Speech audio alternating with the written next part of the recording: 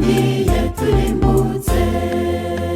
byari bikwiriye ko umunyabyaha arimbuka, kandi menya yuko icyaha gikwiye guhanwa, nta rundi rubanza umuntu yarakwiriye usibye urwo kurimbuka, Satani akabatsinze. ariko habonetse umwami waducunguye, amaraso yamenye niyo yadukijije, twari dukwiye kumenya ko ari twe yacunguye. Ubu turashinganye, Yesu yaranesheje.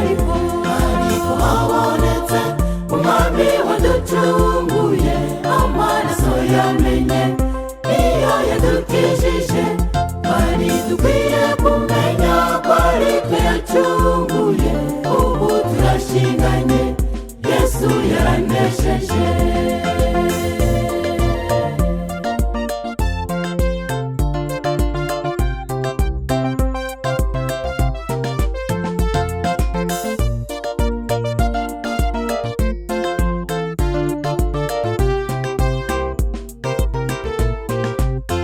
byari birangiye umuntu yararimbutse, Yesu arabisinyira wagiye kumucungura. yamanutse mu isi simbi y'imibabaro, yemera kubambwa ngo njye nawe turokoke. habonetse umwami waducunguye, amaraso yamenye niyo yadukijije, twari dukwiye kumenya ko ari twe yacunguye. Ubu turashinganye, Yesu yaranesheje. ariko habonetse umwami waducunguye, amaraso yamenye niyo yadukijije, twari dukwiye kumenya ko ari twe yacunguye.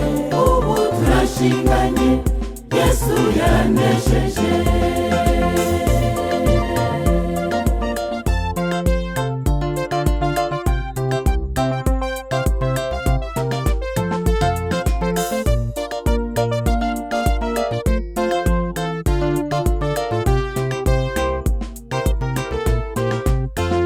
Yesu yaratsinze, Satani yaraneshejwe.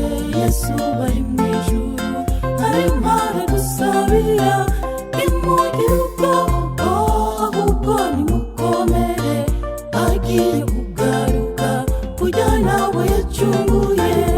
ariko habonetse umwami waducunguye, amaraso yamenye niyo yadukijije, twari dukwiye kumenya ko ari twe yacunguye.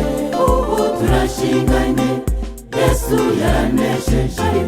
ariko habonetse umwami waducunguye, amaraso yamenye niyo yadukijije, twari dukwiye kumenya ko ari twe yacunguye.